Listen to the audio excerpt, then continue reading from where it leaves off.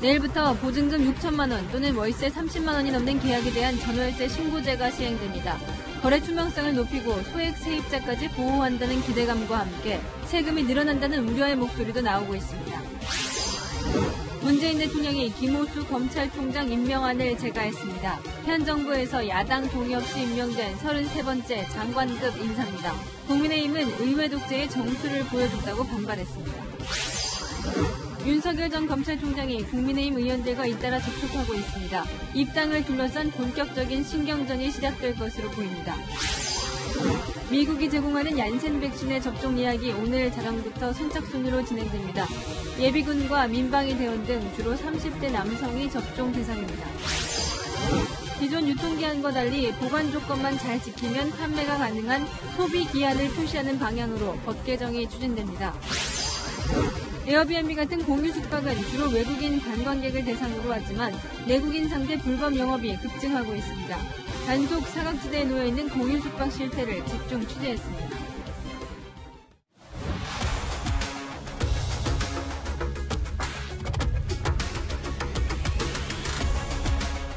뉴스의 동정민입니다. 어느새 5월의 마지막 날입니다. 6월이 시작되는 내일부터 달라지는 것들이 있는데요. 이 전월세 계약을 반드시 이제 신고를 해야 합니다. 보증금이 6천만 원, 월세가 30만 원 넘을 경우에 해당하니 대부분 하셔야겠죠. 임차인을 보호하기 위한 임대차 3법의 이 마지막 법안이 시행되는 겁니다. 하지만 앞서 임대차 2법 시행 이후 전셋값은 더 오르고 있죠. 100주째 고공행진인 서울 전셋값이 전월세 신고제로 추가로 오를 수 있다는 우려도 나옵니다. 박정석 기자가 첫 소식으로 준비했습니다. 서울 서초구의 한 아파트, 300세대가 넘지만 전세 매물은 한 건도 없습니다. 지난주 전용 169제곱미터 전세 매물은 17억 원 신고가에 거래됐습니다. 연초보다 6억가량 올랐지만 전세가 귀하다 보니 나오는 족족 나가는 겁니다. 요즘에 전세 물건이 비해요. 어쩌다 하나 나오면 금방 계약자가 없어지고 물건이 없으니까 주인들이 부르는 게 가격이 돼버린 거예요. 서울 아파트 전세값은 100주 연속 오름세. 지난해 7월 전월세 상한제와 계약갱신 청구권 도입 이후 전세 물량이 줄고 가격도 오르고 있는데 내일부턴 전월세 신고제도 시행됩니다. 보증금 6천만 원, 월세 30만 원이 넘는 임대차 계약은 지자체에 무조건 거래 내용을 신고해야 합니다. 그동안 확정 일자를 받기가 어려웠던 소액 임차인까지 법으로 보호하겠다는 취지입니다. 하지만 시장에선 걱정이 앞섭니다. 임대차에 대해서는 기존에 있는 대로 그대로 나가도 되는데 국민들을 힘들게 만드는 거죠. 정부에서 세원 포착 그것 때문에 하는 거예요. 앞으로 다시 세를 줘야 되는 상황이면 신고를 해야 되는 상황인데 결국엔 앞으로 집에 대한 세금을 올리려는 그런 수순이 아닐까. 신고제가 전세 소멸과 가격 급등을 더 부추길 수 있다는 우려도 나옵니다. 만약에 정부가 과세를 한다면 전세를 반전세로 월세로 전환할 가능성이, 전세 물량이 이제 부족해서 전세 가격이 또 올라갈 가능성이 있어요. 법 시행 취지를 떠나 당장 공급이 늘지 않는 한 전세 불안은 계속될 전망입니다. 채널A 뉴스 박정서입니다. 당장 내일부터 전월세 신고제가 시행되면서 이 집주인이나 세입자 모두 궁금한 게 많으실 텐데요. 특히 앞서 보신 대로 이 집주인들은 혹시 세금을 더 걷기 위한 사전 조사가 아닌지 경계하고 있습니다. 안건우 기자가 궁금증들을 알기 쉽게 풀어드립니다.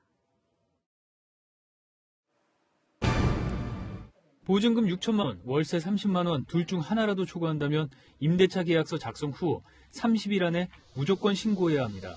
아파트와 다세대 주택은 물론 고시원이나 판잣집도 모두 대상입니다. 수도권 전역과 6대 광역시와 제주특별자치도 도내 시 단위까지 웬만한 도시는 다 포함됩니다. 신고는 6월 1일 이후 계약부터 적용됩니다. 아직 잔금을 치르지 않았고 계약서 작성 한 달이 지나지 않아도 소급 적용은 되지 않습니다. 또 묵시적 갱신으로 조건 변화 없이 계약이 자동 연장될 경우도 신고할 필요가 없습니다. 전월세 신고를 할 때 계약서를 제출하면 임차인이 보증금을 변제받을 수 있도록 확정일자가 자동으로 부여되고 전입신고도 함께 할 수 있습니다.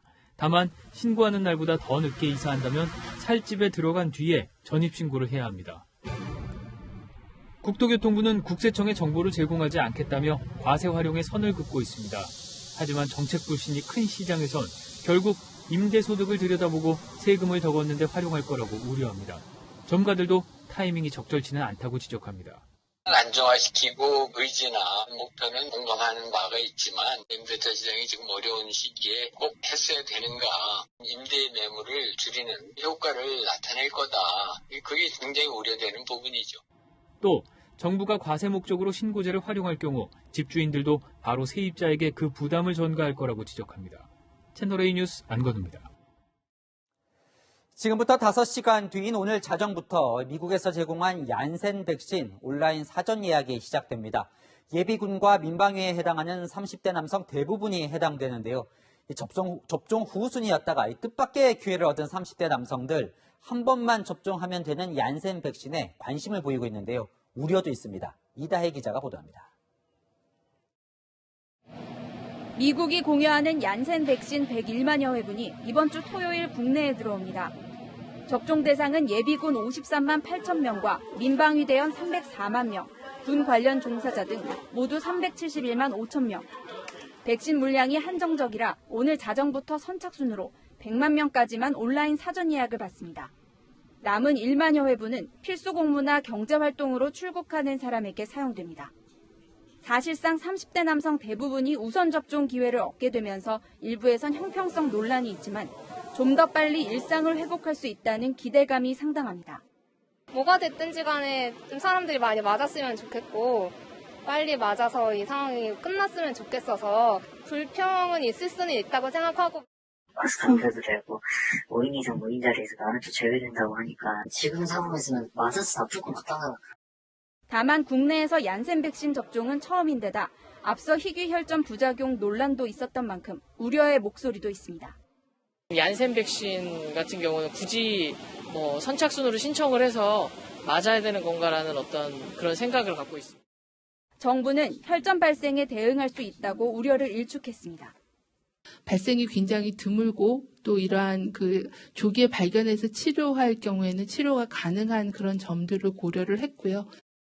얀센 백신 접종은 다음 달 10일부터 20일까지 열흘간 진행되며 이 기간 접종받지 못한 대상자는 3분기 일반 국민 대상 접종 시기에 받을 수 있습니다. 채널A 뉴스 이다혜입니다.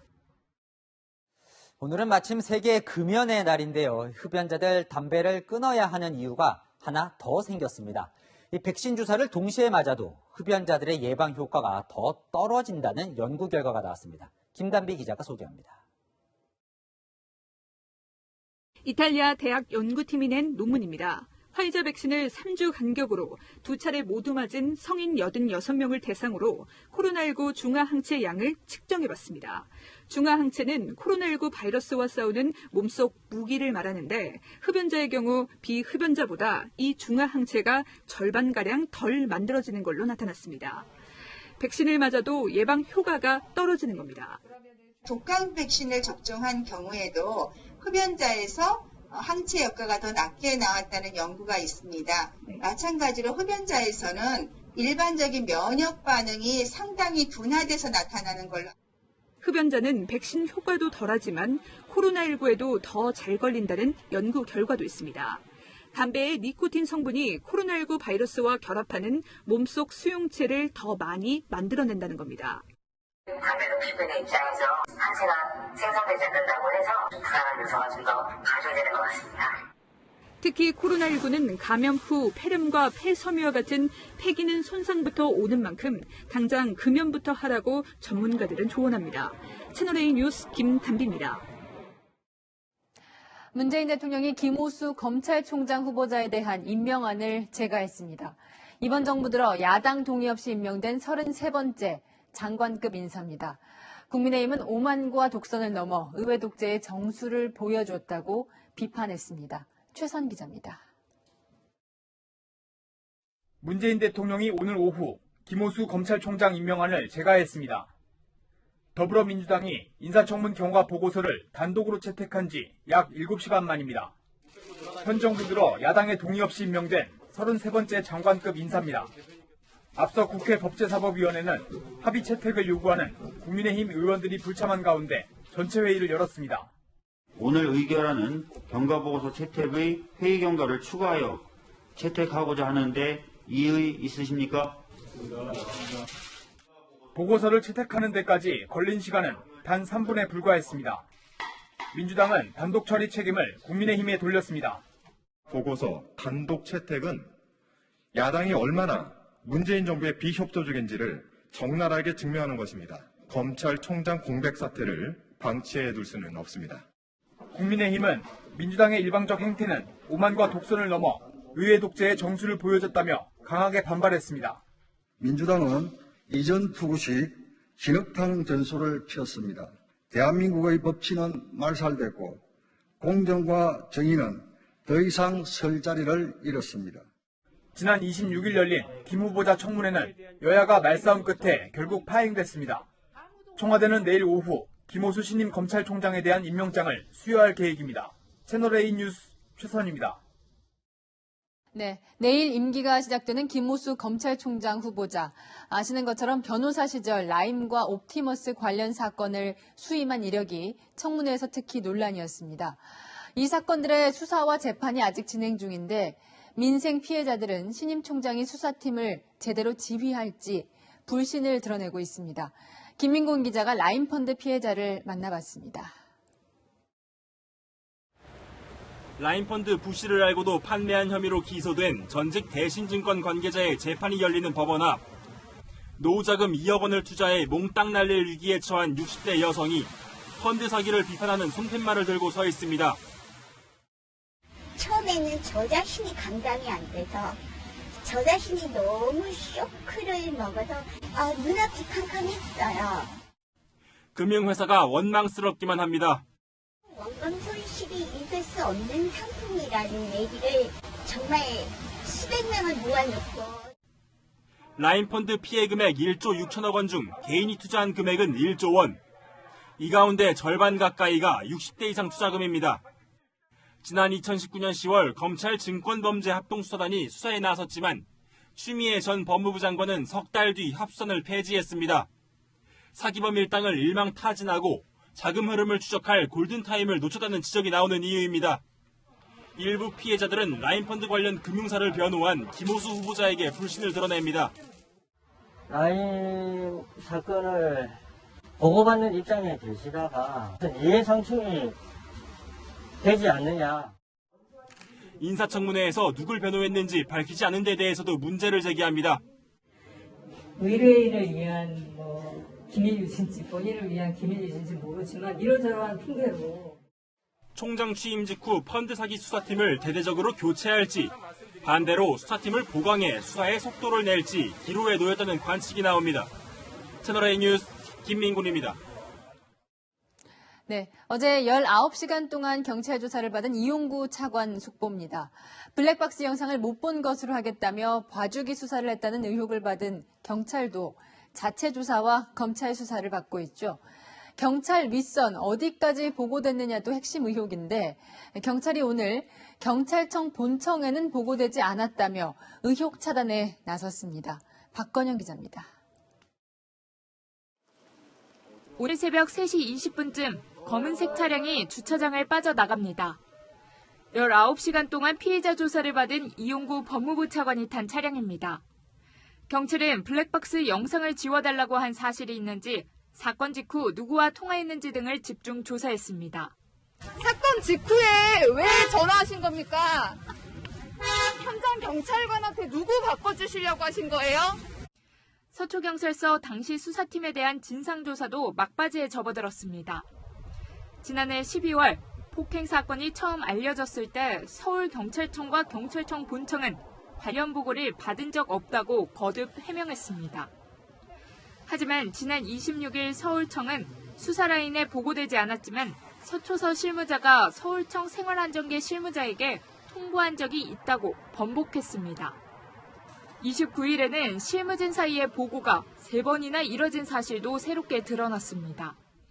서울청의 바뀐 해명에도 오늘 남구중 국가수사본부장은 경찰청에는 보고된 게 없다고 강조했습니다. 최근에는 이 차관이 초대 고위공직자 범죄수사처장 후보로 거론되는 걸 파악한 서초서 관계자들이 서울청에는 변호사인 줄만 알았다고 허위 보고한 사실이 드러나기도 했습니다.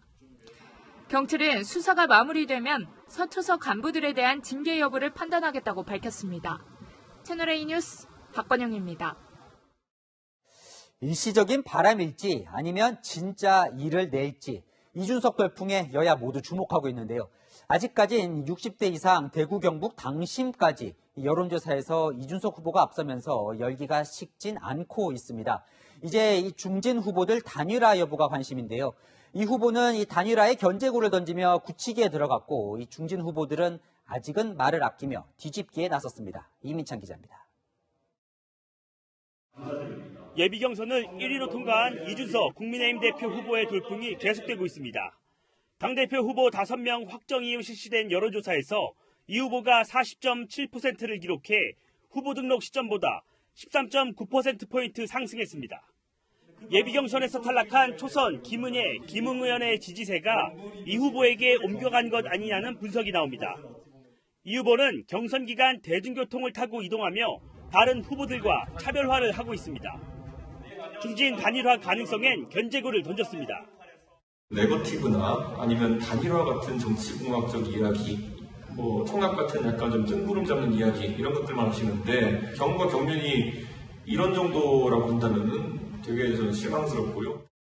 중진 후보들은 공개적으로는 단일화는 없다는 입장입니다. 하지만 중진 후보 진영 사이에선 자진 사퇴 가능성이 있는 후보 명단이 돌기 시작했습니다. 중진 후보들의 이 후보 대응은 제각각입니다. 주호영 후보는 이 후보의 경험 부족을 지적했습니다. 정권 교체라는 큰 수술을 눈앞에 두고 있습니다. 이제 막 시작한 레지던트보다는 수술 경험이 많은 전문의를 국민들이 원하실 것입니다. 나경원 후보는 경선 결과의 70%를 차지하는 당원 표심 잡기에 집중했습니다. 당원이 중심이 돼야 되는 정권 교체. 책임만 있는 게 아니라 권리가 있는 당원으로 될 수 있도록 제가 모든 제도를 그렇게 맞춰서 바꾸려고 합니다. 5선 조경태, 4선 홍문표 후보도 경륜을 강조하며 지지를 호소했습니다. 채널A 뉴스 이민찬입니다. 자, 야당은 이준석 돌풍이 논란이라면 민주당은 조국 전 장관의 책 발간을 앞두고 시끌시끌합니다. 이 당내에서도 조국 전 장관 옹호와 비난이 극명하게 갈리고 있는데요. 송영길 대표도 선택의 순간이 다가오고 있습니다.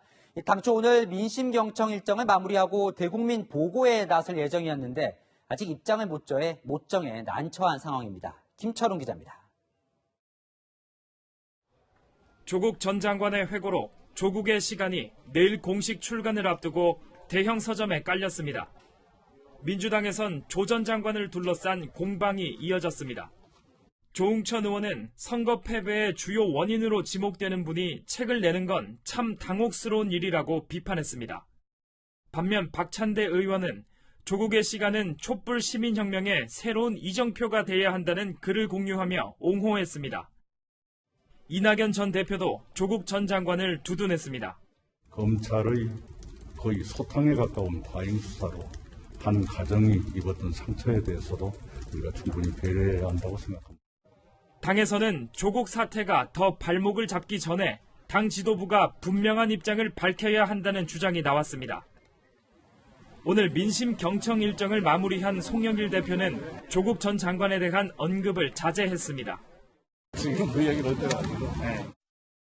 민주당 지도부도 침묵을 지켰습니다. 조국 전 장관 관련한 여러 얘기들이 앞으로도 나올 텐데 잘 또 논의도 해보고 협의도 해보자. 그런 정도. 당 핵심 관계자는 조국 이슈가 나오면 부동산 백신 등 민생 문제는 없어진다며 조국을 못 넘으면 대선도 없다고 말했습니다. 하지만 당내 강성 지지층의 반발이 만만치 않은 데다 여권 내 조 전 장관의 상징성을 고려하면 쉽게 결론을 내리지 못할 거라는 전망도 나옵니다.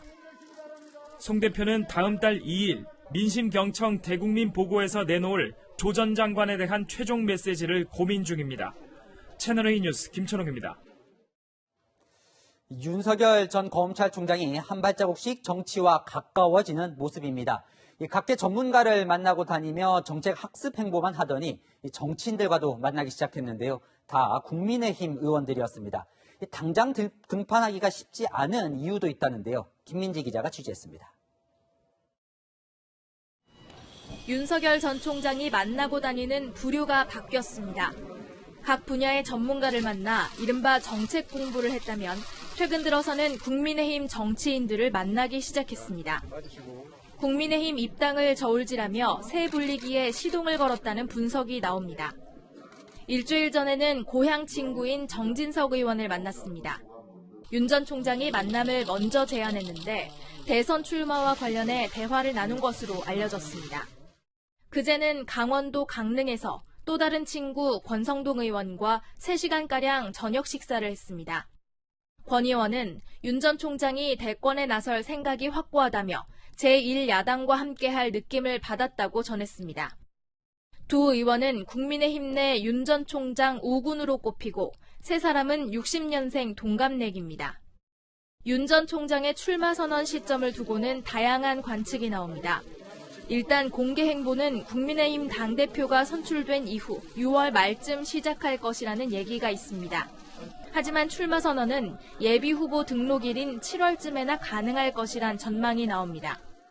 윤 전 총장 측은 예비 후보 등록을 안 한 상태에서 지지를 호소하면 선거법에 걸릴 수 있다고 말했습니다. 예비 후보 등록은 대선 241일 전인 7월 12일부터 가능합니다. 채널A 뉴스 김민지입니다.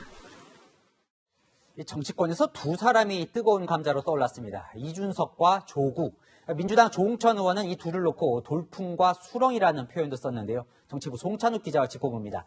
자, 이 중진들의 견제는 계속되는데 네. 이준석 전 최고위원 이 지지율이 떨어지질 않네요. 네, 그렇습니다. 지지율로 보면 바람이 더 거세지고 있습니다. 국민의힘 당원 구성을 보면요. 영남권 50대 이상이 많아서 이준석 전 최고위원이 결코 쉽지 않다는 분석이 많았죠. 그러나 최근 여론조사 결과를 보면 이 전 최고위원은 나경원 전 의원을 모든 연령대와 지역에서 따돌리고 있습니다. 한 재선 의원은 대선을 앞두고 변화와 혁신을 가져온 이 전 최고위원을 업고 다녀야 할 정도라고 했고, 한 중진 의원은 당의 변화를 넘어 변혁을 가져왔다고 긍정적으로 평가했습니다. 실제 이 전 최고위원이 선전하는 사이 낡은 정당이라는 이미지가 있었던 국민의힘의 2030 세대 지지율도 상승했습니다. 그러다 보니까 이 민주당에서도 연일 이준석 전 최고위원 이야기예요. 그렇습니다. 대선 출마를 선언한 민주당 이광재 의원이 오늘 이렇게 얘기했는데요. 결국 민주당도 세대 교체의 바람을 타게 될 것이다, 이렇게 얘기를 했습니다. 이낙연, 정세균 전 총리 등 다른 여당 대선 주자보다 상대적으로 젊다는 것을 강조한 건데, 국민의힘에서 벌어지는 현상이 대선에까지 영향을 미칠 것이라고 분석한 겁니다.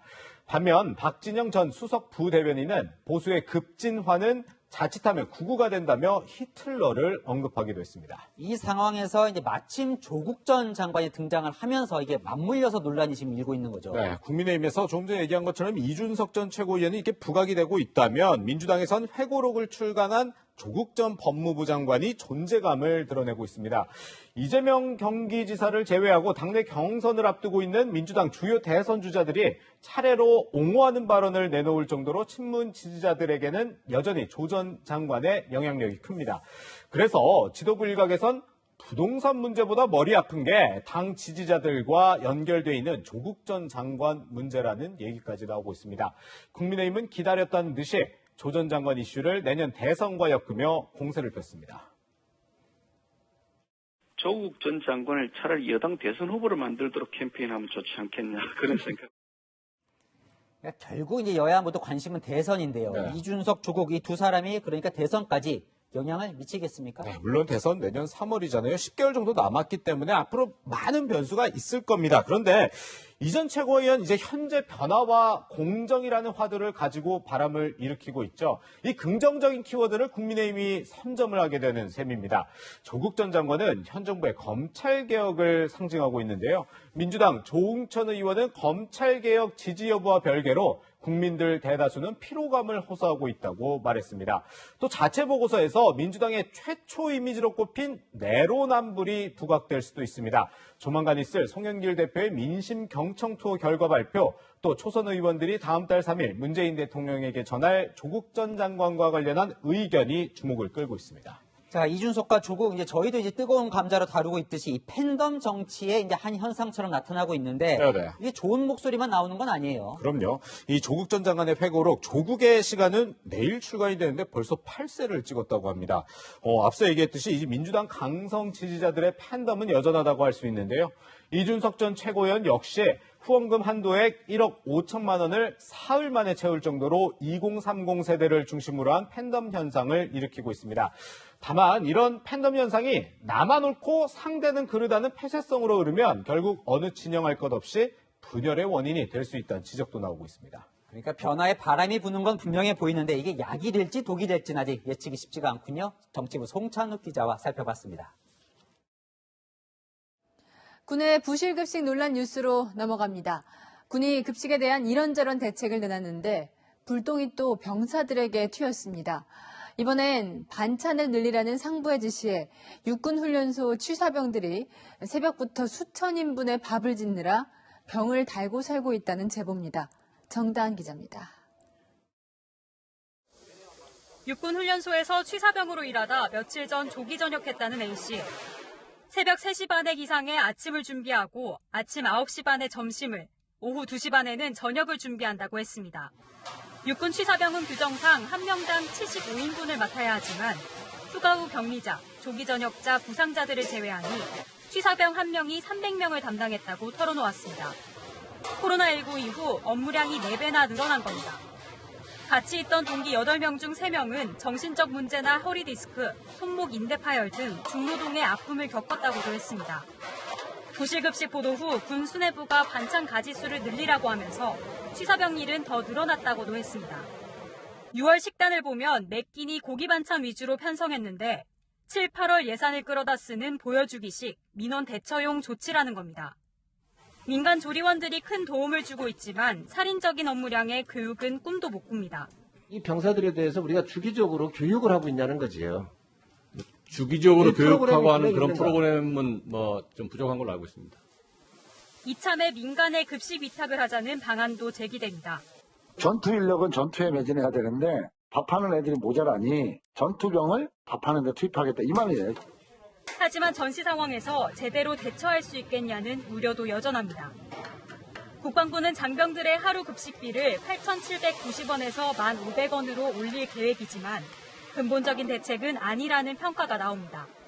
채널A 뉴스 정다은입니다. 한강에서 숨진 채 발견된 고 손정민 씨 사건 속보입니다. 친구의 휴대전화를 소지하고 있었던 것으로 드러난 환경미화원이 경찰에서 최면 조사를 받았습니다. 김호영 기자입니다. 한강공원 안내센터에서 고 손정민 씨 친구의 것으로 보이는 휴대전화를 발견했다고 경찰에 신고한 건 어제 오전. 공원에서 일하는 환경미화원들이 주운 물건들을 제출했는데 이 가운데 휴대전화 한 대가 손 씨 친구의 기종과 같아 신고한 겁니다. 내 핸드폰을 습득해도 어떻게 되냐가 나도 하나 핸드폰 습득한 게 있다. 근무자가 이제 아이폰 8 그레이 색이니까 바로 경찰에 연락해가지고. 동료와 함께 습득물을 제출하기 전까지 환경미화원은 자신의 사물함에 휴대전화를 보관해왔습니다. 휴대전화를 주운 건 사건 당일이 아닌 5월 초 중순쯤인 것으로 알려졌고 일주일간 휴가를 다녀온 뒤 5일이 지나 신고한 겁니다. 이 환경미화원은 손 씨와 친구가 머물던 지역을 담당하고 있었습니다. 경찰은 어제 휴대전화를 주운 환경미화원과 관리반장을 상대로 정확한 습득 경위를 조사했습니다. 오늘은 동료 환경미화원도 함께 불러 법 최면 수사를 진행했습니다. 습득 경위와 장소에 대한 신뢰성을 확인하기 위한 겁니다. 경찰은 손 씨 친구의 휴대전화와 환경미화원의 휴대전화를 포렌식하고 휴대전화를 발견했다는 장소 주변 CCTV를 확보해 분석하고 있습니다. 채널A 뉴스 김호영입니다. 그저께 밤 주한미군 등 외국인 2,000명이 해운대 해수욕장에서 방역수칙을 어기고 술판을 벌이는 모습이 논란이 되고 있죠. 하루 이틀 일이 아니었습니다. 어젯밤 단속 장면은 배영진 기자가 보여드립니다. 어젯밤 해운대 해수욕장입니다. 주한미군과 경찰, 구청 공무원 100명이 합동 단속에 나섰지만 5명 이상 모여 술판을 벌이는 모습을 쉽게 발견할 수 있습니다.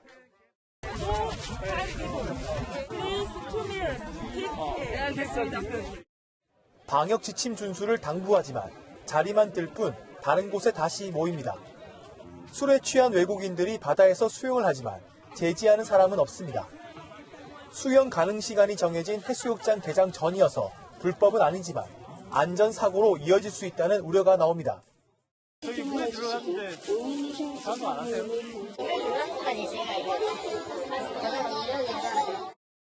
이틀 전 주한 미군 등 외국인 2,000명이 마스크를 쓰지 않은 채 술판을 벌이고 폭죽을 터뜨려 주민 불안 신고가 쇄도했던 해운대 해수욕장. 상황이 심상치 않자 다음날 단속에 나섰지만 방역 수칙을 무시하는 행태는 여전했습니다. 3시간 동안 적발된 건수만 210건. 미군도 부대를 벗어나 방역 수칙을 위반하면 과태료 대상인데 모두 계도에 그쳤습니다. 주말 이틀 동안 경찰에 신고된 외국인 소란 신고는 모두 51건. 우통 벗고 문신으로 좀 위협적이고 무서워가지고 길거리를 못 다니겠습니다. 지금 마스크라도 좀 쓰고 했으면 되는데 해운대가 무급천지가 된 것 같습니다. 주한 미군 사령부는 해운대 외국인 방역수칙 위반 사태에 대해 미군 연관성을 조사하고 있습니다. 채널A 뉴스 배영진입니다. 부산 해운대에 이렇게 수천 명이 모인 이틀 전 토요일은 우리나라의 현충일 같은 메모리얼 데이였습니다. 바로 이날 서울 이태원에서도 술에 취한 주한 미군 병사가 시민들에게 묻지마 폭행을 했습니다. 이솔 기자가 취재했습니다. 남성 3명이 나란히 걸어갑니다. 맞은편에서 다가오던 남성이 갑자기 일행 쪽으로 다가오더니 주먹을 휘두릅니다. 비틀대며 걷던 남성이 오토바이 위를 덮치면서 오토바이 운전자까지 바닥에 쓰러집니다. 남성은 자신을 일으켜준 행인을 밀치고 행인이 뒤따라가자 머리를 들이밀며 위협합니다. 만취한 30대 남성이 길을 가던 시민 3명에게 묻지마 폭행을 가한 건 그제 오후 10시쯤.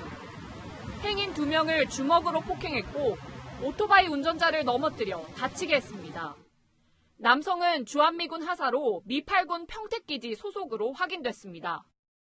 시민들의 신고를 받고 출동한 경찰은 현장에서 남성을 붙잡았습니다. 체포 당시 남성은 119 구급대를 불러야 할 정도로 만취한 상태였습니다.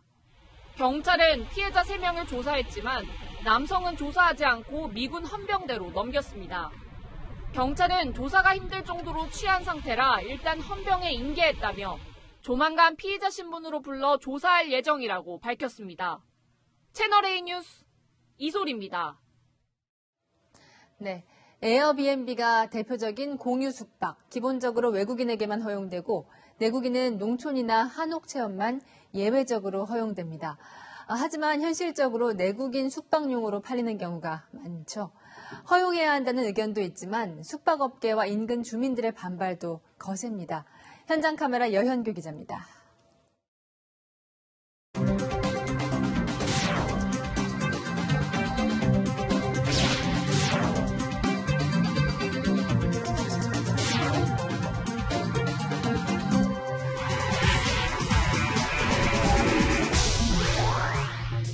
서울 한 시내의 오피스텔 건물. 문을 열고 들어가면 이렇게 내부는 공유 숙박시설입니다. 이 오피스텔에는 이곳 말고도 여러 곳의 공유 숙박시설이 운영 중입니다. 도심 한가운데 있어 편리하고 한강이 잘 보이는 곳은 예약이 꽉 찰 정도로 인기입니다. 하지만 도심에선 한옥 체험을 제외하고 공유 숙박업을 내국인 대상으로 할 경우 불법입니다. 아직까지 공유 숙박업이 숙박업법에 포함되지 않고 외국인 관광 도시민박업에 해당되기 때문입니다.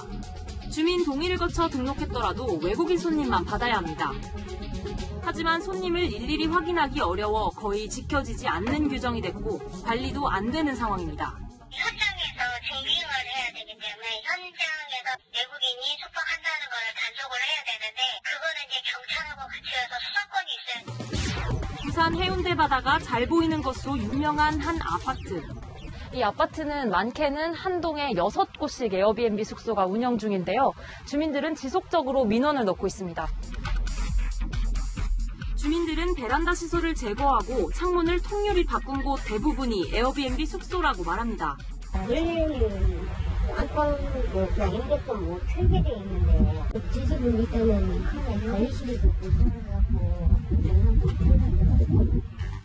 이웃들은 소음 등으로 쾌적한 주거 환경을 잃었다고 호소합니다. 화장실까지 또 만들어놨다 하더라고요. 주민 말고는. 그리고 여기는 진짜 도움이야.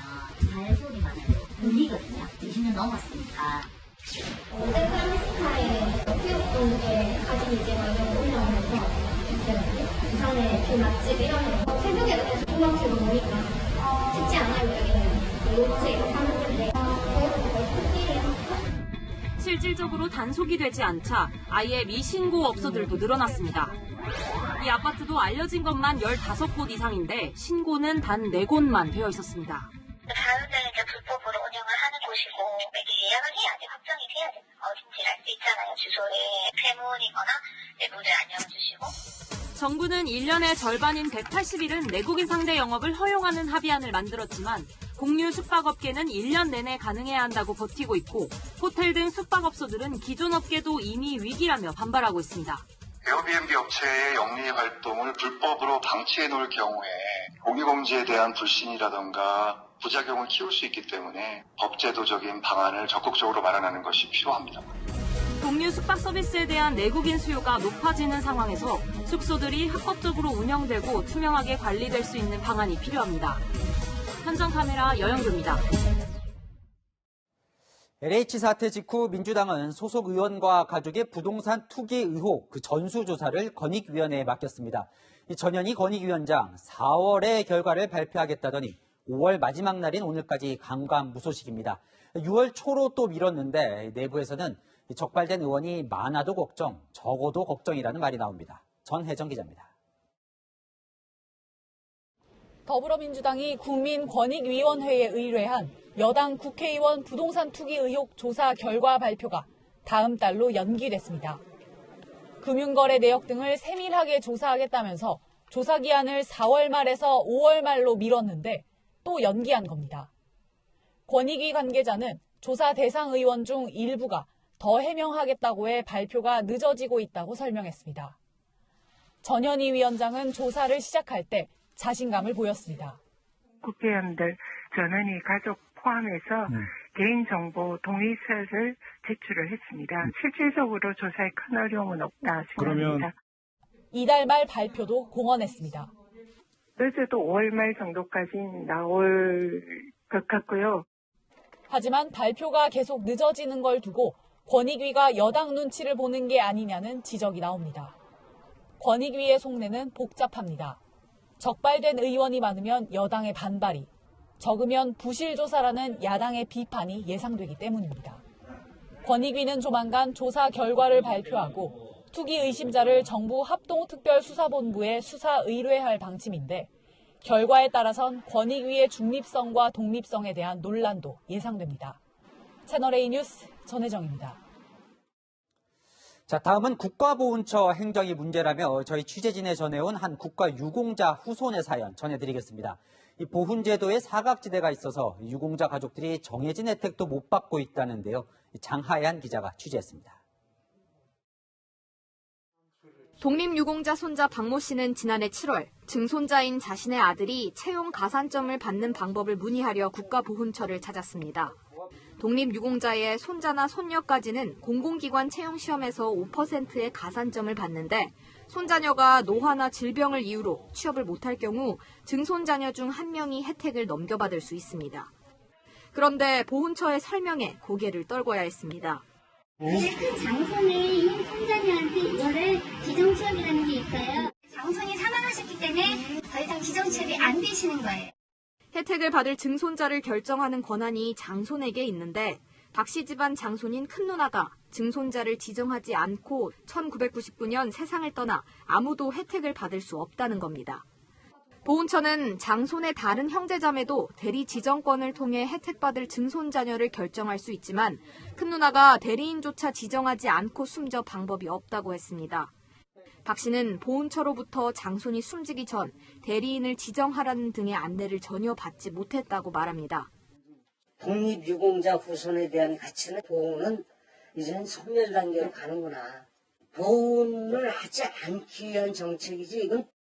보훈처가 보훈이라는 본연의 기능을 살리지 못하고 규정 준수에만 얽매여 있다는 지적이 나옵니다. 다만 보훈처는 앞으로 사례별 판단을 거쳐 혜택 범위를 넓히는 방안을 검토 중이라고 설명했습니다. 채널A 뉴스 장하얀입니다.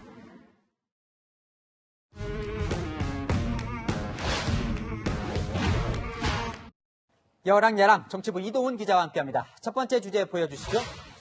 지도인가요? 한강 대신 뭔가요? 능라도입니다. 능라도라면 이 북한 평양 대동강변에 있는 그 섬 능라도 말합니까? 맞습니다. 우리나라에서 환경 분야 다자회의인 피포지 녹색미래 정상회의가 열리고 있는데요. 어제 개회식 영상에서 서울을 소개하는 장면이 나왔는데 보시는 것처럼 평양의 대동강과 능라도 위성사진이 사용됐습니다. 그러니까 이제 서울에서부터 확대를 했어야 되는데 네. 평양에서 확대를 했다는 건가요? 네, 청와대는 유튜브에 올린 영상을 비공개 처리했다가 오늘 오후에서야 이 부분을 한강으로 고쳐서 다시 올렸습니다. 황당하네요. 어쩌다 이런 일이 발생한 겁니까? 청와대는 편집 과정에서 정확하지 않은 위성 지도가 삽입되었다며 영상 제작사 측의 실수라고 해명했는데요. 야당은 이것은 외교 참사를 넘어 의전 참사이자 정권 참사다. 리허설을 안 했을 리도 없고 이 정도면 의도된 것이라고 지적했습니다. 이 문재인 정부 들어 주관한 행사 중 가장 많은 이 세계 정상들이 참여하고 있거든요. 네. 어쩌다 이런 실수를 했을까요? 네, 존슨 영국 총리와 메르켈 독일 총리, 마크롱 프랑스 대통령 등 정상급 인사 68명이 참석한 큰 행사입니다. 우리나라가 여태까지 주관했던 국제회의 중에 가장 많은 국가가 참여하고 또 우리가 보여줄 수 있는 모든 미래 기술이 다 접목되어 있는 회의로 만들 겁니다.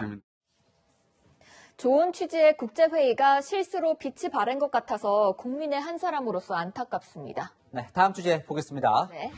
자, 역대 대통령들이 보이네요. 자, 이준석 돌풍이 대통령 나이 제한을 없애자는 논란으로 확산되고 있다고요. 네, 대통령 선거는 헌법 67조에 따라서 40세 이상만 나오게 돼 있는데요. 여야 할 것 없이 헌법을 바꾸자는 목소리가 나왔습니다. 대통령 출마 자격을 만 40세로 규정한 현행 헌법은 한마디로 장유유서 헌법입니다. 청년 대통령을 만날 기회를 원천 차단하는 차별이고 배제입니다. 윤상현 무소속 의원은 39세에 당선된 마크롱 프랑스 대통령의 정신이 태동하기 어려운 헌법 구조라고 지적했습니다. 좀 궁금한 게 있는데 대통령 나이 제한은 우리나라에만 있는 제도입니까? 그건 아니지만 우리나라는 기준이 높은 편입니다. 미국은 35세 이상, 프랑스는 18세 이상이고요. 필리핀은 한국처럼 40세를 연령 제한으로 뒀습니다. 왜 우리나라가 처음에 40세로 제한을 뒀을까 궁금하긴 해요. 1963년 헌법에 들어갔는데요. 헌법학자들에게 40세 제한 항목에 들어간 이유를 물었지만 정확한 답을 들을 수는 없었습니다. 다만 정치권에서는 이런 주장이 있습니다. 30대 기수로는 이미 국내에 60년대부터 존재했습니다. 군사쿠데타 직후였던 1962년 박정희의 강력한 대항마로 부상하던 김영삼은 35세, 김대중은 38세의 청년이었습니다. 자, 얼마 전 이 정세균 전 총리가 발언했다가 꼰대 논란이 있었던 이 장유유서 논란이 또 벌어질 수도 있겠네요. 네, 정세균 전 총리 오늘은 이준석 전 국민의힘 최고위원에게 변은 익을수록 고개를 숙이는 법이라고 충고했는데요. 이준석 전 최고위원은 젊은 사람이 정치하려면 장유유서에 변은 고개를 숙인다까지 들어야 한다. 결국 기득권의 타워를 깨야 한다고 받아쳤습니다. 정치권이 젊은 세대를 단순히 표가 아닌 미래를 이끌어갈 주역으로 생각했으면 합니다. 네, 이 40세 미만은 대통령 출마도 못하도록 막는 건 이 수정을 좀 검토해 볼 필요가 있어 보입니다. 여랑야랑이었습니다. 네, 유통기한 꼭 지키지 않아도 된다는 얘기는 있지만 날짜가 지나면 먹는 것이 불안하긴 하죠. 이제 유통기한이 아니라 소비가 가능한 소비기한을 알려주자는 목소리도 나옵니다. 소비자들 의견을 홍유라 기자가 물어봤습니다. 유제품의 유통기한을 꼼꼼하게 확인하고 진열대 뒤쪽의 우유를 일부러 꺼내기도 합니다. 유통기한이 조금이라도 더 많이 남은 걸 사고 싶은 마음입니다. 일단 언제까지 먹을지는 잘 모르니까 최대한 긴 거를 살 때는 사요. 유통기한이 지나면 먹기 꺼려지기 때문입니다. 유통기한 지나면 안 먹지 불안해서. 왜 불안하세요? 혹시나 그 부패됐을까 봐. 이처럼 소비자들이 꼭 확인하는 유통기한 대신 이 기간이 더 긴 소비기한을 도입하자는 움직임이 확산되고 있습니다.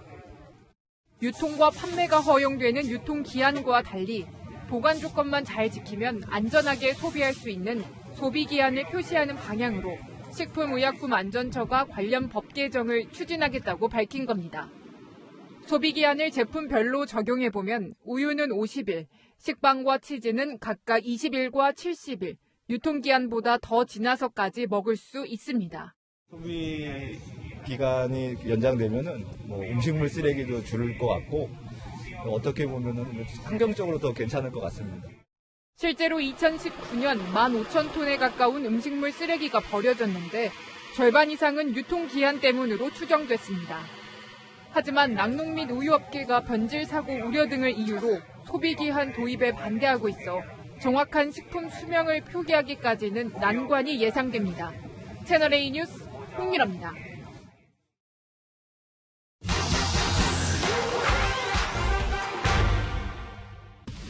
코로나19 이후 배달 음식 주문이 크게 늘었는데요. 도착한 배달 음식이 주문한 것과 다르다면, 더 비싼 음식이라면 돈을 더 내야 할까요? 알아보겠습니다. 주문자와 음식점 주인은 배달로 맺어진 계약 관계인데요. 주문한 음식을 제대로 배달해야 할 의무가 있죠. 예를 들어 자장면을 시켰는데 탕수육이 왔다면 법적으로 계약이 정상 이행된 건 아닙니다. 다시 받을 시간도 없고 주문한 사람이 그냥 먹겠다 동의한 경우엔 새로운 합의가 돼 계약이 이행된 걸로 보는데요. 잘못 배달한 음식이 더 비싸다며 차액을 요구하면 반드시 내야 할까요? 꼭 그런 것만은 아닙니다. 거절을 할 수가 있거든요. 원래대로 예약으로 돌아가서 원래 음식을 가져다 줘야 되는지 이 부분에 대해서는 음식점에서 이제 결정을 다시 해야 될 것 같아요. 해결책은 잘못 배달된 음식으로 합의하거나 원래 계약대로 주문한 음식을 다시 배달하는 방법이 되겠습니다. 이런 문의도 있습니다. 주문한 음식을 다른 집에서 먹었을 경우죠. 알고도 먹은 건 절도 아니냐 문의 있는데요. 남의 집 앞 음식을 몰래 훔친 게 아니라면 절도죄 성립은 어려운데요. 음식이 잘못 배달되면 주인의 관리 통제를 벗어난 점유 이탈물로 알면서도 그냥 먹었다면 점유 이탈물 횡령죄가 될 수 있습니다. 복수의 변호사들은 단순 착오 실수라는 걸 입증하면 처벌까지는 어렵겠지만 마치 주문한 것처럼 배달원을 고의로 속여 먹었다면 사기죄가 될 수도 있다고 말합니다. 내가 주문한 게 아니라는 것을 고지해야 될 사회상규상 의무가 있다고 볼 수 있는 겁니다. 상대방이 착오에 빠져서 나의 이익을 줄 때 말하지 않게 되면 부작위에 의한 사기죄가 성립할 수 있거든요. 이 밖에도 궁금한 점은 팩트맨 많은 문의 바랍니다. 월드컵 예선에 나설 축구대표팀이 첫 훈련을 시작했습니다. 손흥민, 황의조를 비롯해 핵심 유럽파가 국내 훈련에 나선 건 코로나 사태 이후 처음입니다. 이현용 기자입니다. 익숙한 듯 여유 있는 표정의 손흥민과 진지한 눈빛의 황의조가 한 그라운드에서 발을 맞춥니다. 영국과 프랑스에서 나란히 개인 최다골을 넣은 두 선수를 비롯해 핵심 유럽파가 이곳 파주에 모두 모인 건 무려 1년 7개월 만입니다. 또 많이 발전하려고 노력했던 게 일단은 득점을 올리는 거였어요. 최대한 골을 넣을 수 있었으면 좋겠고 어렸을 때부터 서로 잘하는 점이 뭐고 서로 원하는 게 뭔지 잘 알기 때문에 제 뒤로 보이는 곳이 대표팀 선수단에 모인 국가대표 트레이닝 센터인데요. 코로나19 속의 외부 출입을 통제한 채 다음 달 3차례 이어질 경기 준비에 집중하고 있습니다. 대표팀은 다음 달 5일 투르크메니스탄을 시작으로 9일 스리랑카, 13일 레바논과 아시아 최종 예선 진출권을 놓고 맞붙습니다. 한국은 현재 조 1위지만 2위 레바논과 골 득실에서 앞설 뿐 승점이 같습니다. 3위 투르크메니스탄과는 불과 1점 차이. 객관적 전력에선 앞서지만 일찌감치 예선 진출을 확정짓기 위해선 조 1위 자리를 지켜야 합니다. 27명 최정예 멤버를 갖춘 벤투호가 지난 일본전 참패의 악몽을 지울 수 있을지 이제 남은 5일에 달렸습니다. 채널A 뉴스 이현용입니다. 오늘 대관령에서는 긴 겨울 동안 축사에서 지내던 소들이 올해 첫 외출에 나섰습니다. 태풍과 같은 거친 날씨만 아니라면 앞으로 5개월 동안 목초지에서 자유롭게 지낼 수 있다고 하는데요. 소들도 파란 하늘을 즐길 수 있다면 좋을 텐데 내일도 중부지방의 하늘에는 구름이 잔뜩 끼겠습니다. 새벽부터 오전 사이 경기 북부와 강원 중북부 지역에는 비가 살짝 지나겠고요. 서울 등 중북부 지역에서는 빗방울이 떨어질 수도 있겠습니다. 남부 내륙에서는 짙은 안개도 주의하셔야겠습니다. 내일부터는 기온이 쑥쑥 오르겠습니다. 한낮에 서울은 25도로 오늘보다 다소 덥겠고요. 남부는 맑은 하늘 사이로 볕이 강하게 내리쬐면서 광주는 30도, 대구는 29도까지 오르겠습니다. 목요일부터 금요일 사이에는 전국에 또다시 비가 내릴 전망입니다. 날씨였습니다. 밥은 먹고 다니냐? 가장 흔한 인사죠. 우리나라는 특히 밥심이 중요합니다. 그래도 밥은 제대로 줘야지. 부실한 군대 급식 소식에 나오는 첫 반응입니다. 그런데 청년들 밥심에 빨간불이 켜졌습니다. 나홀로 가구들 외로움보다 더 큰 걱정이 끼니 걱정이고 청년 37%가 끼니를 거른 적이 있다고 합니다. 정부도 사회도 챙겨야 할 가장 기본을 놓치고 있는 건 아닐까요? 그래서 오늘의 한마디는 영화 대사, 밥은 먹고 다니기로 하겠습니다. 오늘 뉴스 여기까지입니다. 내일도 뉴스입니다.